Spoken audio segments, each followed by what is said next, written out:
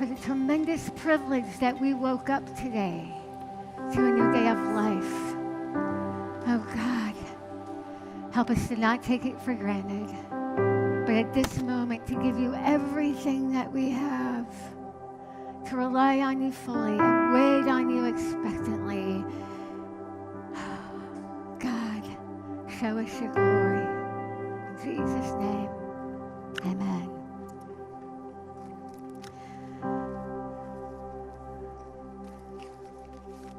I was 7 years old when I took my first piano lesson. Every Tuesday, I would ride the bus home to our home in central Illinois. My mom would load my brother and I up into our Ford Granada. If you do not know what that is, that means I'm old enough to be your mother, and we cannot be friends. So yes, she would load us up in the Ford Granada. She would drive us deeper into the beautiful corn and bean fields of central Illinois. Yeah. Nothing like that. Maybe. And she would drive us to this old white farmhouse in Danvers, Illinois, where I would sit down on the piano bench of a sweet older woman named Mrs. Bowen. 30 minutes a week for 10 years, I would sit on that piano bench. I'm pretty confident that almost every Tuesday, Mrs. Bowen was wearing a dress, cooking something yummy in the kitchen, and full of grace and a smile. She had gray hair even back then, which I take partial credit for. I was not the easiest piano student. I practiced all the time. I was so devoted. I was so committed, but I had no tolerance for my own mistakes.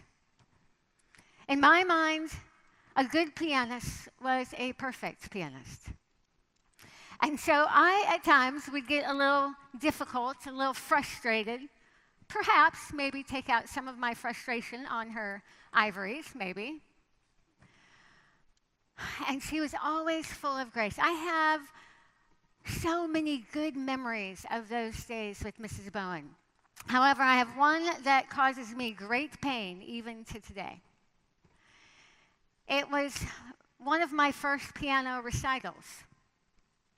In the spring, she would take all of us students to a church, and she would have us, for weeks and months ahead of time practicing songs, all of that kind of stuff. And then she would have us perform our best pieces in front of an audience of parents and aunts and uncles and cousins and grandparents and neighbors and strangers and everybody else that wanted to come out for a kids' piano recital. And let me tell you, kids' piano recitals might be the longest, most painful experience of anybody's life.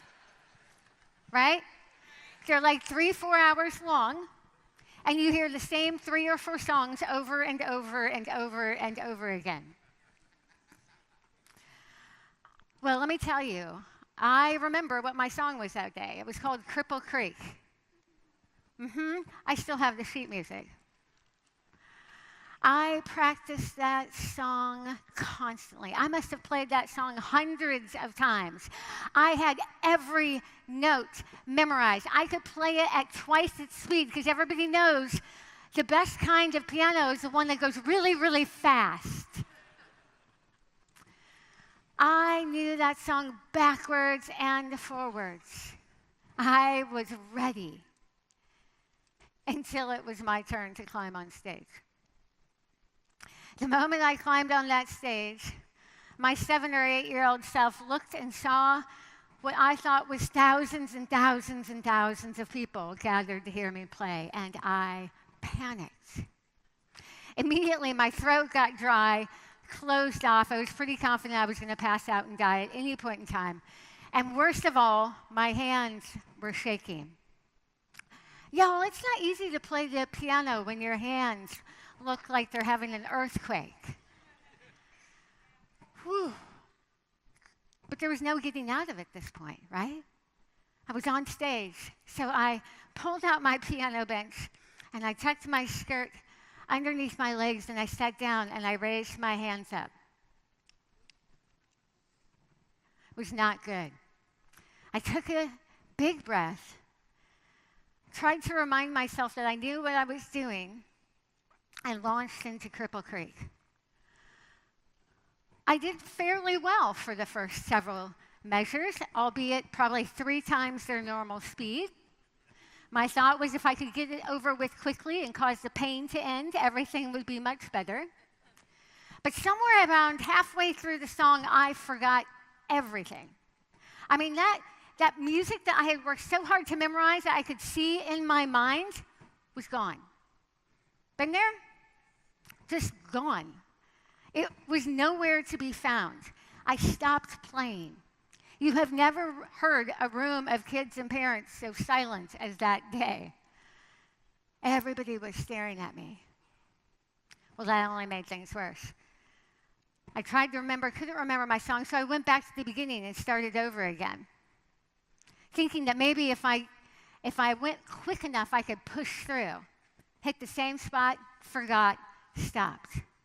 I don't remember how many times I went back and started at the beginning, trying to get through that middle section, which I had completely lost. But the point is I never recovered. I remember I finally stumbled through the little that I can remember of the last few measures, and I ran off that stage as fast as I could. I was crushed. You see, in my mind, it was all about the performance. In my mind, I was only as good as my last performance. I have been an achiever my entire life.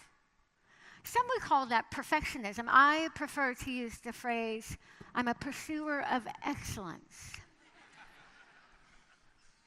Yeah, I know y'all use some of that language too. It was all about excellence, and I love God, so why wouldn't I want to give him my very best? Well, that achievement drive served me well for a big chunk of my life. I did very well in high school, went to college. I was such a driven, excellence-oriented student. It served me well when I got married and had children. I was determined to be the best wife and mother I could possibly be. And then it served me well when I started my career. I started my own business as a writer and a speaker. I started traveling all over the United States, internationally, speaking. I was doing good work for God, and I was giving him excellence at every turn. I started doing a podcast with a gentleman named Michael Hyatt, where I was his co-host for 2 years. We had millions of downloads. I went on tour with Women of Faith, where I was in a different arena every single weekend speaking. I was at the pinnacle, the top. The sky was the limit. Things were going so well until everything kind of fell apart. A number of things happened. Can't go into all the details here, but I can tell you this. In my 20s, I found myself abandoned by my pastor's spouse and with a 1.5-year-old that I had to raise alone. In my 30s, I remarried and did this wonderful thing called step family. It's just like the Brady Bunch.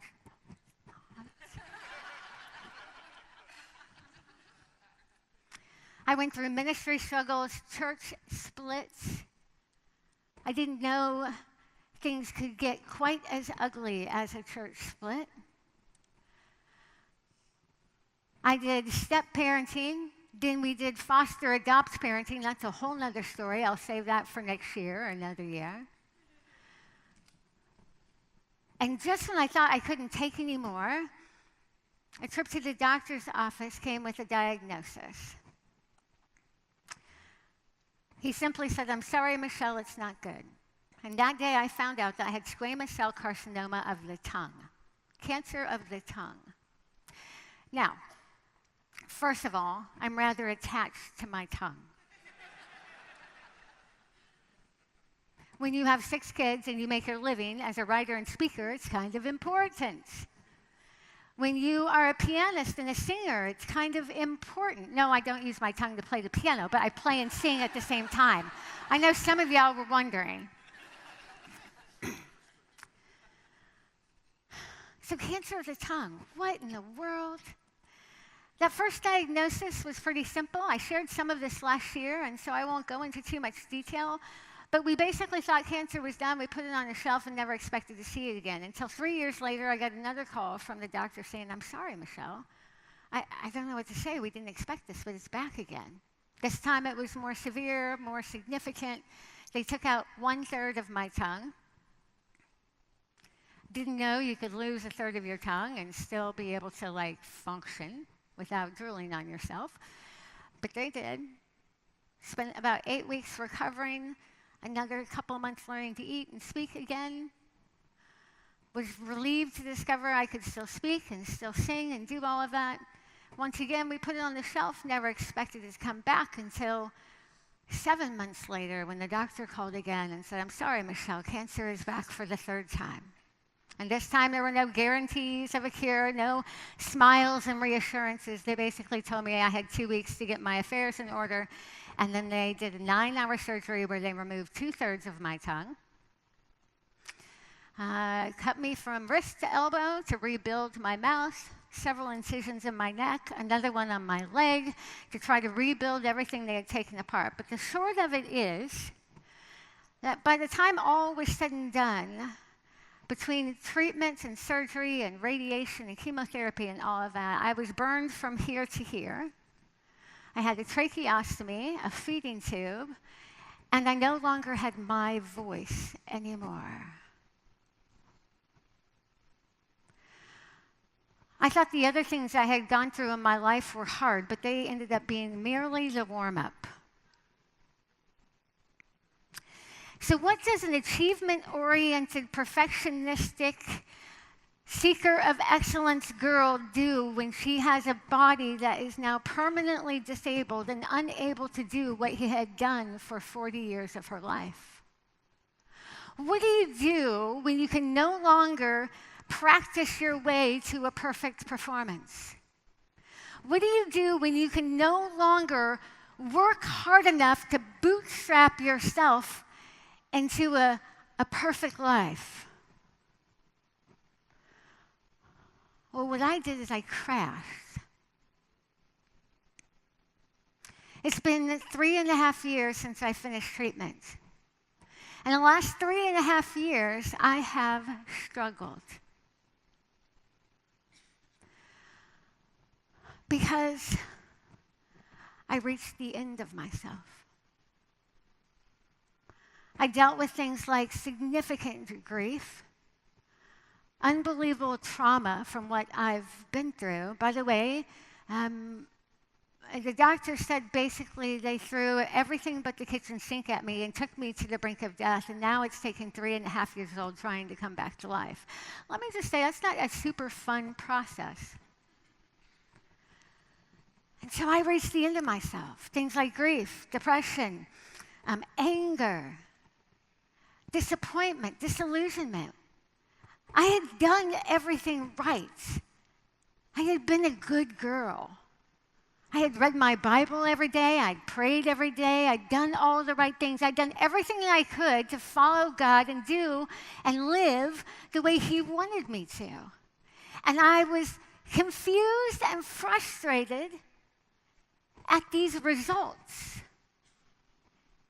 I didn't understand how you could work so hard and do so much good and really try to follow God and yet end up with things that are completely upside down.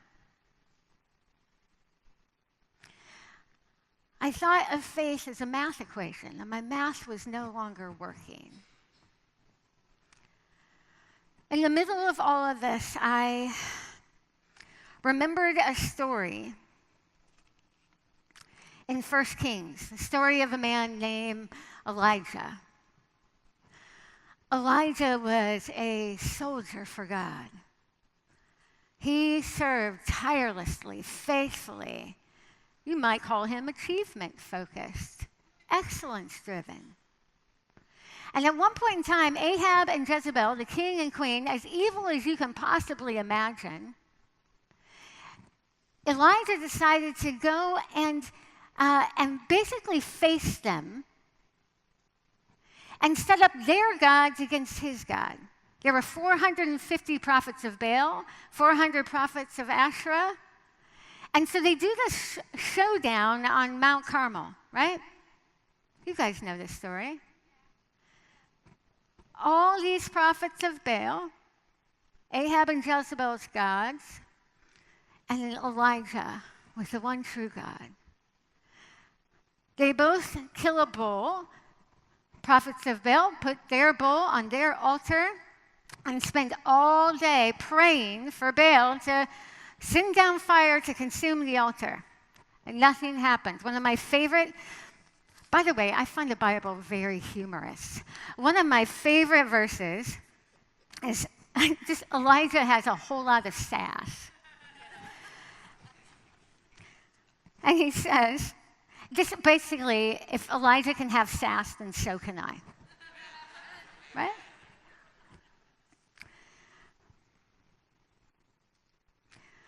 Elijah says this.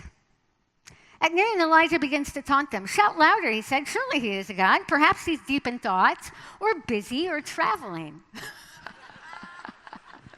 Probably frontier. Oh, I'm sorry. That wasn't very nice. I always have a delayed flight when that happens. Okay.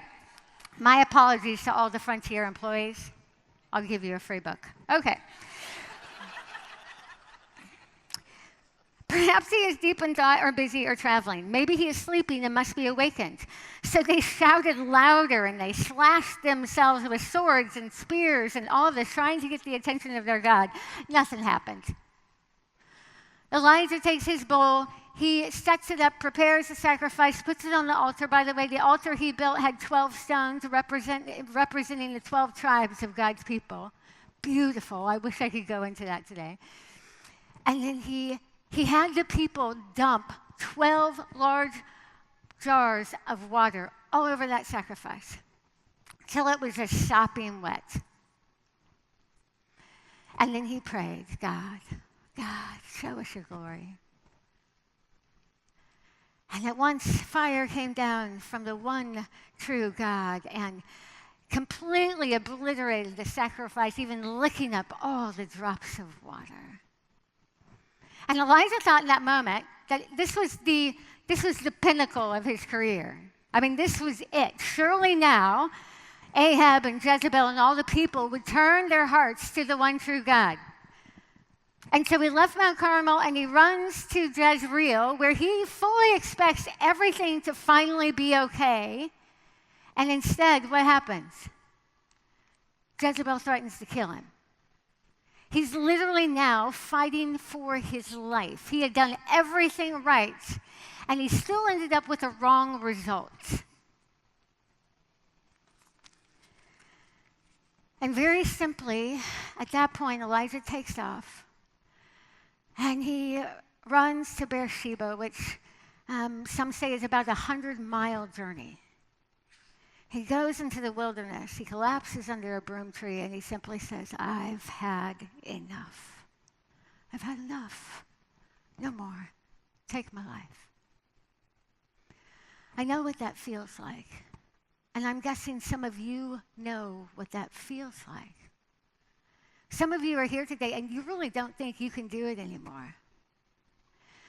I don't have enough fingers for the numbers of days in the last couple years where I felt like I couldn't do it anymore. I tell you that not so you feel sad for me, but so that for those of you in here who are at that place, you know you are not alone. There are times when we hit places in our life that we cannot bootstrap ourselves through.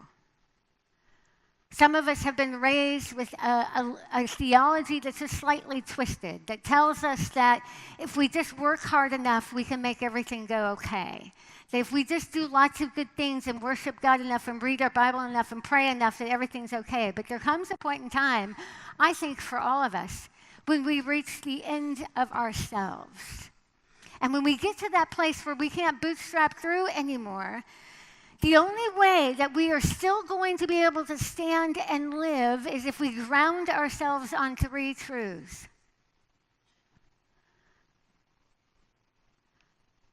The first truth is the one that I didn't understand as a 7-year-old at the recital. The first truth is this: your life is your instrument. We think that our instrument, the thing that we play for God, is our job, our talents, our skills, our roles, our relationships, all the things that we have to offer. We think that is our instrument. But there's a problem with that. You can lose it all. I know. You can lose every last bit of your skill and your talent and your opportunity and your job and your relationships. It can all disappear in a moment. But if you can lose it, it's not who you are. Your life is your instrument. What you've been given, what's right in front of you, this is your instrument. And a true musician knows how to create music wherever he is, with whatever he has.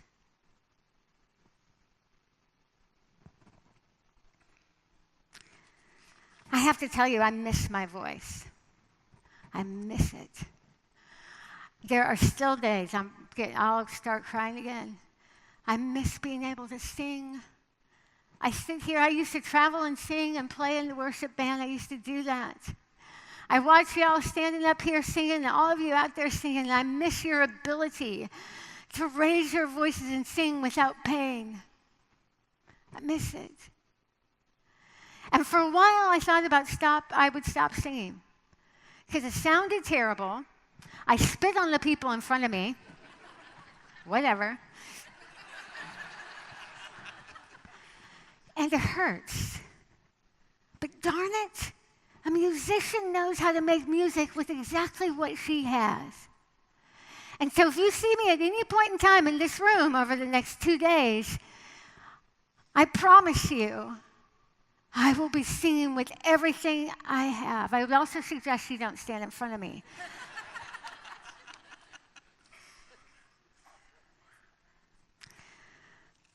Truth number 2 that you and I have to be grounded on is that His presence is our music. His presence is our music. Oh gosh. We spend so much time singing about God and doing things for God. We forget to be with God. Oh, my friends, if we are always out there doing this and we are not retreating and falling face flat underneath a broom tree and just crying out to Him with the little we have left, then we will always end up dry. His presence is your music. It's not what you play, it's not what you sing, it's not what you write. It's Him.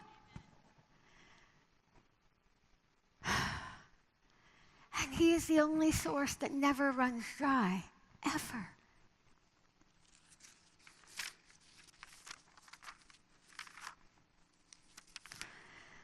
There is only, let me back up. There is a wonderful Christian saying, that was sarcastic. There is a wonderful Christian saying that I have heard dozens and dozens of times over the last 3 years. God will never give you more than you can handle. That is a load of garbage.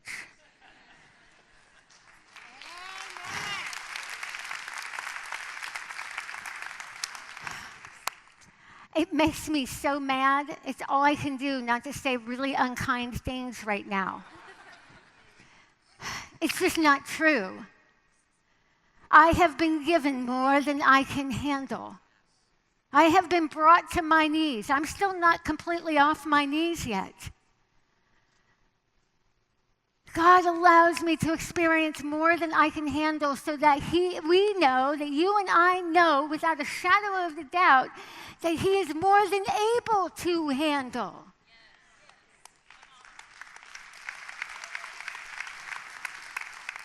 There is only one thing that keeps me standing today. There is only one reason that I literally, and I mean this as honestly as I can, there's only one reason that I am still here today. And it has nothing to do with perseverance, hard work, determination, talent, skill, a good diet, exercise, essential oils. There is only one reason I am here, and it's called grace.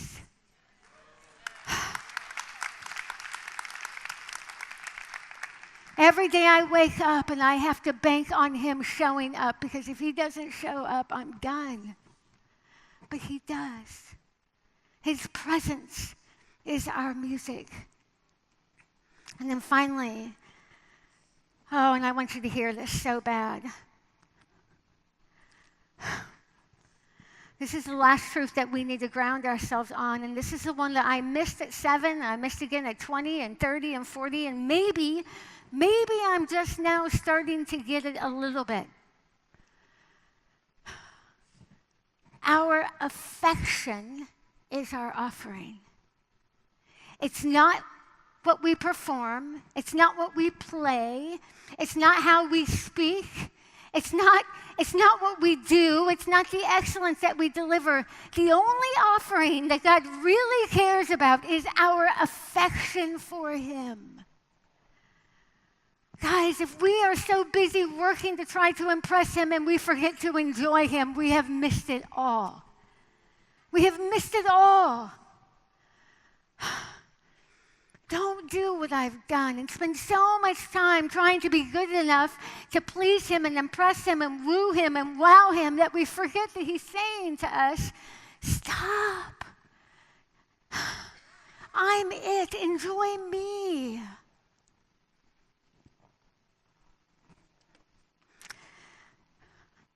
When Elijah had reached the end of himself, collapsed under that broom tree, God did 2 things. First, he touched him. Physical touch. There was no rebuke. Elijah, get your crap together. Come on, I have a job for you to do. None of that. I don't know why we have that voice in our heads. Anybody else have that voice in their head that somebody's saying, can you just get your crap together? Is it okay that I say crap? I'm sorry. That was tame, so let's just go with it. I told you, I'm standing on grace. All grace, okay.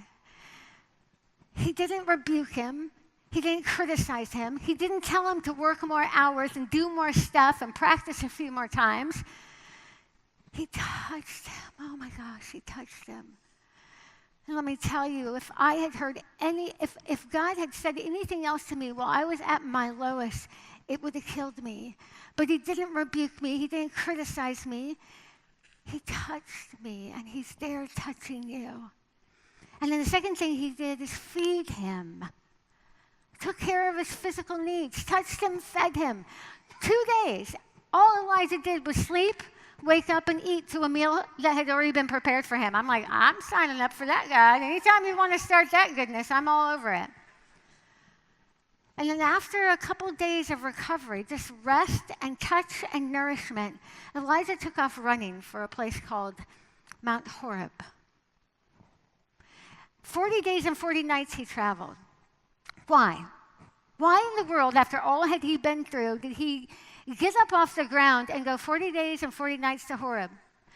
Because it's also a place called Mount Sinai, where a few other people had met with the presence of God. Elijah knew that what he needed more than anything else wasn't good results and more bootstrapping and more hard work. He needed God himself. Isaiah 63:9 says this simply. And this is, boy, I have been hanging out on this verse nonstop for the last few months. In all their affliction, he was afflicted. And the angel of his presence saved them. And all their affliction, he was afflicted, and the angel of his presence saved them. Guys, from Genesis to Revelation, the one recurring thread and theme is God's desire to be with us. We think the cross and the redemption is the story. That was the means to God's greatest desire. God's greatest desire is to be with us. And the cross and the death and the resurrection was his extravagant means to make sure that he can be as close with us. That's the kind of love that God has for you. Thus, our affection is our offering. Our affection is our offering. If you don't get anything else right, get loving him right. Enjoy him.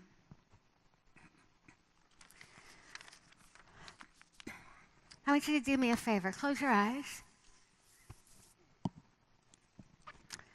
Some of you in this room are where Elijah was, where I have been, where you are face flat and you got nothing.